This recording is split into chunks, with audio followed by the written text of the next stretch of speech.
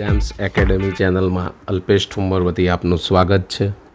આજે આપણે પ્રકરણ 1 વિદ્યુત ભારો અને વિદ્યુત ક્ષેત્રમાં આગળ થિયરી તરફ વધીશું।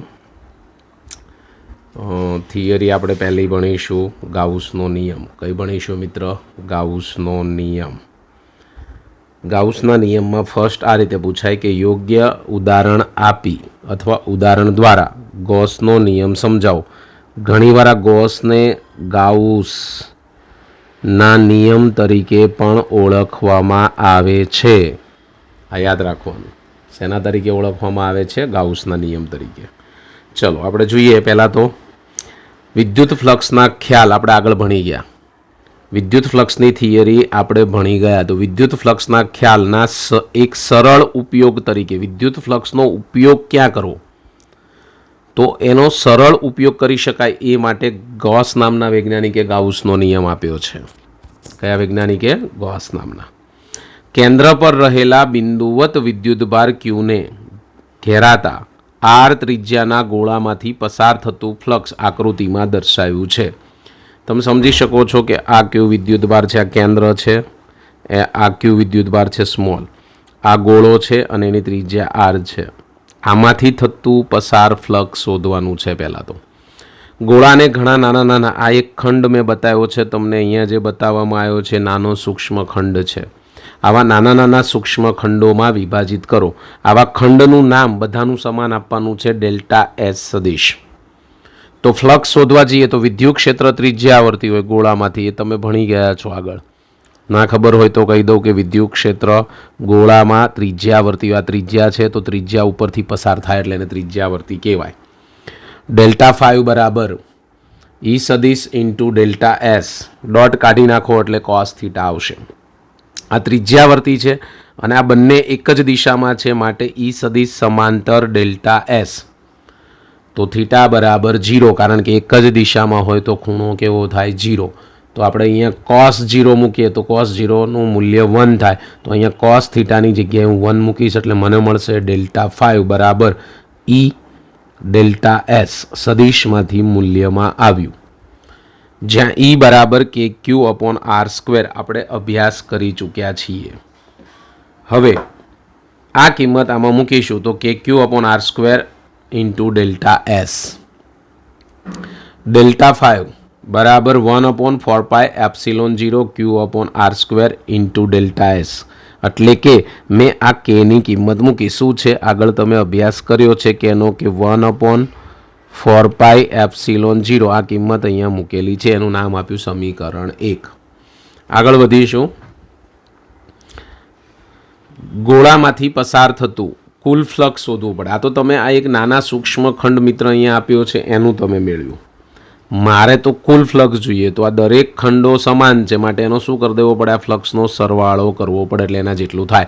તો 5 બરાબર સિગ્મા, બધા જ ડેલ્ટા એસ, આવા જેટલા ડેલ્ટા એસ આપણે ધાર્યા છે બધા જ લઈ લેવાના। તો આ કિંમત અહીંયા મૂકી દઈશ સિગ્માની અંદર, 1/4 epsilon 0 q upon r square delta s. ગોળાના દરેક ક્ષેત્રખંડ, ગોળાનું આપણે દરેક ક્ષેત્રખંડ વિદ્યુત ભારથી સમાન આર અંતરે આવેલું હોય માટે 5 બરાબર આ 1/4 એપ્સિલોન 0 અને ક્યુ એ તો અચળ છે એટલે બહાર આવી જશે, સિગ્મા આર સ્ક્વેર એ પણ સમાન અંતરે છે એટલે અચળ બહાર, સિગ્મા બધા delta S into delta S. હવે સિગ્મા ડેલ્ટા એસ ને હું એસ કહી દઉં, કુલ ક્ષેત્ર એને કહેવાય ક્ષેત્રફળ ગોળાનું, તો એ એસ લખી નાખીએ તો સિગ્મા બધા જ ડેલ્ટા એસની જગ્યાએ એસ આવશે। બીજું આ એસ છે એને આપણે શું કહીએ? ક્ષેત્રફળ ગોળા, તો ગોળાનું ક્ષેત્રફળનું સૂત્ર 4 આર સ્ક્વેર, તો અહીંયા આ જ કિંમત અહીંયા મૂકીશું એટલે 4 આર સ્ક્વેર, 4 અને આર સ્ક્વેર ઉડી જશે એટલે ક્યુ અપોન એપ્સિલોન 0, સમીકરણ નંબર 2। સમીકરણ 2 જે આપણને મળે છે, સમીકરણ 2 એ સ્થિત વિદ્યુતશાસ્ત્રના કોઈક વ્યાપક પરિણામની અસર રજૂ કરે છે। સમીકરણ 2 સ્થિત વિદ્યુતશાસ્ત્ર, આના પછીનું ચેપ્ટર સ્થિત વિદ્યુતશાસ્ત્ર છે જ, તો આની અસર એમાં પણ ઉપયોગી બનશે, તેને ગાઉસનો નિયમ કહે છે। એટલે આ સૂત્ર જે મળ્યું એને જ આપણે ગાઉસનો નિયમ કહીએ છીએ। આ બીજી રીતે પણ લખાય છે કે આપણે અહીંયા ગોળો લીધો તો કેવો હતો? તો કે બંધ, તો કોઈ બંધ પૃષ્ઠ સાથે સંકળાયેલ કુલ વિદ્યુત ફ્લક્સ પૃષ્ઠ વડે ઘેરાતા કુલ વિદ્યુતભાર અને એપ્સિલોન 0ના ગુણોત્તર જેટલું હોય છે. ક્યુ એટલે કુલ વિદ્યુતભાર, એપ્સિલોન 0 શૂન્ય અવકાશની પરમિટિવિટી, પરાવૈદ્યુતાંક. આ વિધાનને ગાઉસનો નિયમ કહે છે. માટે ફાઈ બરાબર સંકલનમાં એસ ઈ સદિશ ડોટ ડેલ્ટા એસ સદિશ આવું પણ લખી શકાય સંકલન સ્વરૂપે. જે આપણું ફર્સ્ટ સૂત્ર હતું ઈ સદિશ ઇન્ટુ ડેલ્ટા એસ, તો આ સંકલનમાં એસ એ જ થયું. જે સિગ્મા લગાવો છો તો એ સરવાળો શેમાં પરિણમે? તો કે ભાઈ સંકલનમાં equal to sigma Q upon epsilon 0. આપણે આ સૂત્ર ગાઉસના નિયમ તરીકે લઈએ છીએ અને કોઈ પણ જગ્યાએ વાપરીશું તો બે રીતે વાપરીશું. આ ડાબી બાજુનું પદ, આ જમણી બાજુનું પદ. તો આ ગાઉસનો નિયમ આ રીતે વપરાય છે. હવે આગળ કઈ રીતે ગાઉસનો નિયમ આ રીતે સાબિત થયો, હવે કઈ રીતે આગળ વધવાનું છે તે જોઈએ. નવો પ્રશ્ન સમજીએ. સમજાવો કે બંધ સપાટીનું કુલ ફ્લક્સ શૂન્ય જણાય તો તે બંધ સપાટી પર રહેલો કુલ વિદ્યુતભાર શૂન્ય છે. મિત્ર, આ એમસીક્યુમાં બહુ ઉપયોગી બનશે શોર્ટ રીત બનાવવા માટે. કે કોઈ બંધ સપાટી ઉપર જો ફ્લક્સ શૂન્ય હોય તો વિદ્યુતભાર શૂન્ય હોય. અરસપરસ છે. જો વિદ્યુતભાર શૂન્ય હોય તો ફ્લક્સ પણ શૂન્ય હોય. હમણાં જ આપણે એક સૂત્ર મેળવ્યું. સ્વાભાવિક છે કે તમે ફાઈ બરાબર સિગ્મા ક્યુ અપોન એપ્સિલોન 0 મેળવ્યું. મિત્રો, જો આ 0 હોય તો ફ્લક્સ 0 જ થાય, અને ફ્લક્સ 0 હોય તો આને સામે લઈ જઈશ તો 0 જ થશે. આ સામાન્ય સમજૂતી છે, પણ આપણે આ રીતે ચાલે નહીં. એટલે આપણે એને ડીપમાં સમજાવવી પડશે આકૃતિ સાથે. ગોસનો નિયમ એવું સૂચવે છે કે હમણાં સમજાયું છે મિત્ર મેં, કે બંધ સપાટીમાંથી પસાર થતું કુલ ફ્લક્સ શૂન્ય છે.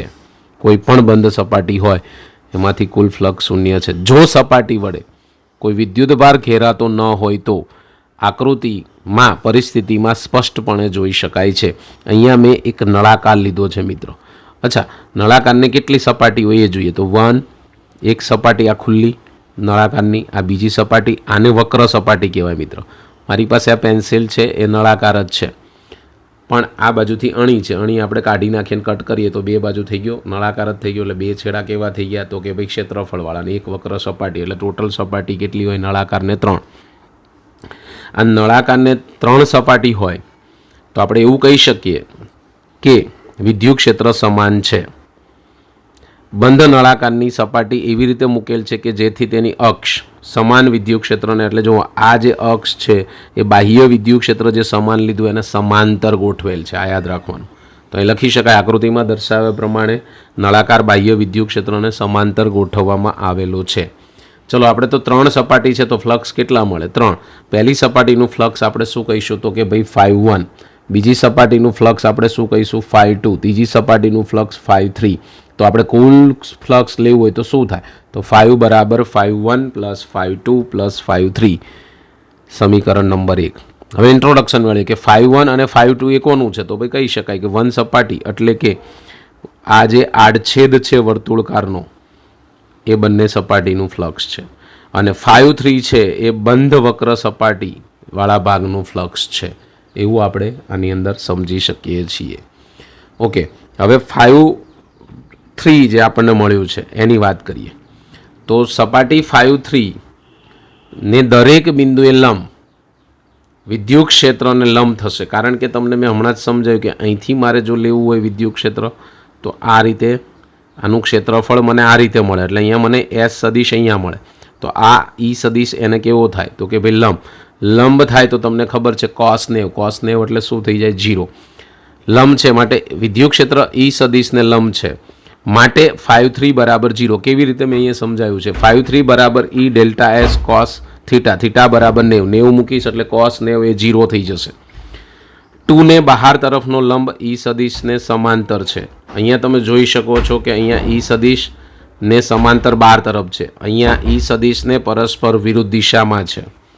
એટલે 1 ને પરસ્પર વિરુદ્ધ દિશામાં. એટલે હું કહી શકું કે φ1 બરાબર માઇનસ ઈ S1, φ2 બરાબર પ્લસ ઈ S2, S1 બરાબર S2 બરાબર S. આ બંને જે સપાટી છે એના પૃષ્ઠફળ કેવા હોય મિત્ર? તો કે ભાઈ સમાન હોય. માટે આપણે S1 બરાબર S2 લઈશું. તો અહીંયા S મૂકી દઈશું, અહીંયા પણ S મૂકી દઈશું. એટલે એક પ્લસ મળે, એક માઇનસ મળે, એક પ્લસ મળે. અને φ3 આપણને કેવો મળ્યો છે? 0. અહીંથી મળેલો જ છે. ઓકે, તો આ બધા જ મૂલ્ય હું સમીકરણ 1માં મૂકી દઉં. φ1 પ્લસ φ2 પ્લસ φ3. તો શું થાય? 5 બરાબર માઇનસ ES પ્લસ ES 0, આ પણ ઉડી જશે એટલે જવાબ શું આવ્યો? 0. એટલે કુલ ફ્લક્સ મિત્ર શું મળ્યું? 0. ઓકે, હવે આ ફ્લક્સ 0 છે તો વિદ્યુતભાર કેવી રીતે 0 મળે? મેં સમજાવ્યું આગળ એ પ્રમાણે. તો ગાઉસના નિયમ પરથી 5 બરાબર સિગ્મા ક્યુ અપોન એપ્સિલોન 0, અહીંયા ફ્લક્સ 0 મૂકીશ, એપ્સિલોન 0 0 સાથે ગુણાય એટલે સિગ્મા ક્યુ બરાબર 0. માટે સાબિત થઈ જાય છે કે નળાકાર બંધ સપાટીમાં રહેલો કુલ વિદ્યુતભાર 0 છે. ક્યારે? જ્યારે ફ્લક્સ 0 હોય ત્યારે. માટે ફ્લક્સ 0 હોય તો વિદ્યુતભાર 0 અને વિદ્યુતભાર 0 હોય તો ફ્લક્સ 0. ગાઉસના નિયમના કેટલાક અગત્યના મુદ્દાઓ છે જેની ચર્ચા કરીશું. આ ગાઉસનો નિયમ છે એ કોઈ પણ બંધ સપાટી માટે સત્ય છે, ગમે તે આકાર હોય કે ગમે તે પરિમાણ હોય, એના માટે આ બંધ સપાટી માટે સત્ય છે. ગાઉસનો નિયમ કોઈ પણ બંધ સપાટી માટે સાચો છે. બીજો મુદ્દો, ગાઉસના નિયમનું સમીકરણ તમે ભણી ગયા, 5 બરાબર સિગ્મા ક્યુ અપોન એપ્સિલોન 0 માં આ જમણી બાજુનું પદ કહેવાય. હું આ રીતે લખું, અહીંયા આપણી પાસે છે જ લખેલું. જો આ સ્વરૂપે લખું મિત્રો તો આમાં આ ડાબું પદ કહેવાય, આ જમણું મેં આગળ સમજાવ્યું એમ. તો આ ડાબી બાજુ, આ જમણી બાજુ કહેવાય. આ જમણી બાજુમાં રહેલો ક્યુ, આ ક્યુ એ સપાટી વડે બધા જ વિદ્યુત ભારોને સમાવે છે. વિદ્યુત ભારો સપાટીની અંદર ગમે તે સ્થાને રહેલા. ધારો કે હું એક બંધ પૃષ્ઠ લઉં છું મિત્ર, જોઈ લો. અહીંયા એક બંધ પૃષ્ઠ લીધો. અહીંયા આપણે એક વિદ્યુત ભાર Q1 લઈએ, અહીંયા બાર Q2 લઈએ, અહીંયા એક Q3 લઈએ, બાર એક Q4 લઈએ. તો આ જે સિગ્મા ક્યુ છે એ માત્ર આ બંધ સપાટીની અંદર રહેલા વિદ્યુત ભારનો જ સરવાળો લેવામાં આવે છે. આ એવું કહેવા માગે છે, માત્ર સપાટીની અંદર રહેલા વિદ્યુત ભારોનો જ સરવાળો લેવામાં આવે છે. 5 બરાબર ફરીથી એ જ સૂત્ર લખ્યું છે, એમાં હવે ડાબી બાજુની ચર્ચા કરવા. તો ડાબી બાજુમાં વિદ્યુત ક્ષેત્ર E સદિશ એ આ Q1 Q2 Q3 Q4 એ બધાના વિદ્યુત ક્ષેત્રનો સરવાળો લેવામાં આવે છે. એટલે ડાબી બાજુમાં E જે છે એ બધાનું કુલ વિદ્યુત ક્ષેત્ર. બીજા મુદ્દામાં શું કીધું? સિગ્મા ક્યુ તે માત્ર બંધ પૃષ્ઠની અંદર ગમે ત્યાં હોય ત્યાં ચાલે, પણ બહાર હોય એને લેવાનો નથી મિત્ર. આગળ વધીશું.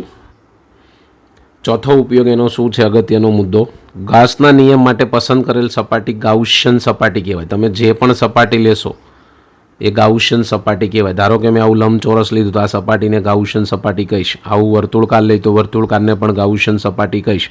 અનિયમિત આકારનું હશે તો એને પણ હું ગાઉસિયન સપાટી કહીશ. ગમે તે ગાઉસિયન સપાટી તમે પસંદ કરી શકો, જે આકાર હોય આગળ સમજાવ્યું એ પ્રમાણે. તો ગૌસનો નિયમ એમાં સત્ય જ છે, તમને ખ્યાલ છે. ગાઉસિયન સપાટી કોઈ અલગ વિદ્યુત ભારમાંથી પસાર ન થતી હોય તેની કાળજી રાખવી. એટલે ધારો કે આની અંદર જે છે વિદ્યુત ભાર અને બાર છે, પણ એ સિવાય કોઈ બીજો એક અલગ પ્રકારનો કોઈ વિદ્યુત ભાર એમાંથી પસાર ન થવો જોઈએ. આનું ખાસ ધ્યાન રાખવાનું, કારણ કે અલગ અલગ વિદ્યુત ભારોના તંત્રનું વિદ્યુત ક્ષેત્ર તે વિદ્યુત ભારના સ્થાને સ્પષ્ટ રીતે વ્યાખ્યાયિત થયેલ નથી. અલગ અલગ દૂર દૂર પડ્યા હોય, વધારે અનંત અંતરે હોય તો ચાલે, ના ચાલે. તો ગાઉસિયન સપાટી સતત વિદ્યુત ભાર વિતરણમાંથી પસાર થઈ શકે છે. સતત વિદ્યુત ભાર મેં તમને 3 ભણાયા, રેખીય, કદ અને પૃષ્ઠ. 5મા મુદ્દામાં શું સમજાવે છે? જ્યારે તંત્રને કોઈ કંઈક સંમિત હોય છે ત્યારે ગાઉસના નિયમ વિદ્યુત ક્ષેત્રની વધુ સરળતાથી ગણતરી કરવા માટે ઉપયોગી. એટલે ગાઉસનો નિયમ છે ને એ સતત વિદ્યુત ભાર માટે વાપરી શકાય, છૂટા છૂટા વિદ્યુત ભારો હોય તો વાપરી શકાતો નથી, એવું કહેવા માગે છે. 6મો મુદ્દો, કુલમના નિયમમાં રહેલા અંતરના વર્ગના નિયમ પર ગાઉસનો નિયમ આધાર રાખે છે. કુલમનો જે નિયમ છે મિત્રો, એના ઉપરથી ગાઉસનો નિયમ એ સાબિત થાય, અને ગાઉસના નિયમ ઉપરથી કુલમનો નિયમ પણ સાબિત કરી શકાય છે. માટે કુલમના નિયમમાં રહેલા અંતરના વ્યસ્ત વર્ગના નિયમ પર ગૌસનો નિયમ આધારિત છે. જો ગૌસના નિયમનું ખંડ ન થતું હોય તો વ્યસ્ત વર્ગના નિયમથી કંઈક જુદું જ પાડવાનું સૂચવે છે. એટલે એમ કહે છે કે ભાઈ ગાઉસના નિયમ ઉપરથી કુલમનો નિયમ મળે છે અને કુલમના નિયમ ઉપરથી ગાઉસનો નિયમ. ગાઉસના નિયમના ઉપયોગ ક્યાં થાય છે ભાઈ? વ્યવહારમાં કઈ જગ્યાએ આપણે કરી શકાય? તો ગૌસના નિયમના કે પ્રમેય કહો, ગૌસનો પ્રમેય પણ કયો કહે છે અને નિયમ પણ કહે છે. તો 4 ઉપયોગો છે. અનંત લંબાઈના વિદ્યુત ભારિત સુરેખ તાર વડે ઉદ્ભવતું વિદ્યુત ક્ષેત્ર મેળવવું. પહેલું કામ શું કરીએ છીએ? અનંત લંબાઈનો વિદ્યુત ભારિત સુરેખ સળિયો. ધારો કે મેં આવો એક નળાકાર લીધો, એ સળિયો જ કહેવાય, પણ આ વિદ્યુત ભારિત હોવો જોઈએ. વિદ્યુત ભારિત હોય તો જ વિદ્યુત ક્ષેત્રની આસપાસ ઉત્પન્ન થશે, તો એ મેળવી શકાય છે. સમાન રીતે વિદ્યુત ભારિત અનંત સમતલ. તમારી પાસે કોઈ આવું સમતલ આપ્યું હોય જે ચારે બાજુ વિસ્તરેલું, એનું પણ વિદ્યુત ક્ષેત્ર ગાઉસના નિયમની મદદથી મેળવી શકાય છે. સમાન રીતે વિદ્યુત ભારિત પાતળી ગોળીય કવચ, રમવાની દડી, અંદરથી દ્રવ્ય ભરેલું ન હોય તો એને ગોળીય કવચ કહેવાય. તો એનું પણ વિદ્યુત ક્ષેત્ર શોધી શકાય. એમાં બે મળે, એક અંદરની સપાટી મળે અને એક બહારની સપાટી, બે મળી શકે આપણને. ચોથું, સમાન વિદ્યુત ભારિત ઘનતા ગોળો, જે ફેંકવાનો ગોળો આવે છે રમવામાં, એ ગોળો છે એ આ પ્રકારનો થાય, ઘનતાવાળો ગોળો. ગોળીની અંદર અને બહારના વિદ્યુત ક્ષેત્ર મેળવી શકાય. મેં આગળ કીધું એમાં પોલી અને ઘનતાવાળી. આપણે મિત્ર હજી આને ડીપમાં પણ ભણવાના છે. ચારે ઉપયોગો ઉદાહરણ લઈને સાબિત કરીશું સૂત્ર વિદ્યુત ક્ષેત્રના. એમાં આપણને ચોથો ઉપયોગ ચોપડીમાં નથી આપ્યો, માત્ર 3 ઉપયોગ જ આપ્યા છે, પણ ચોપડીમાં ચોથો ઉપયોગ સાબિત કરીને નથી આપ્યો. એટલે આપણે એ ભણીશું નહીં, કારણ કે ચોપડીની બહારનું ફિઝિક્સમાં મોટાભાગે પૂછાતું નથી, ચોપડીની અંદરથી જ પૂછાય છે. મિત્ર આની અંદર બી તમારે થોડા MCQ બનાવવાના અંદરથી તમારી રીતે, જેથી તમને MCQ SQમાં કામમાં આવે.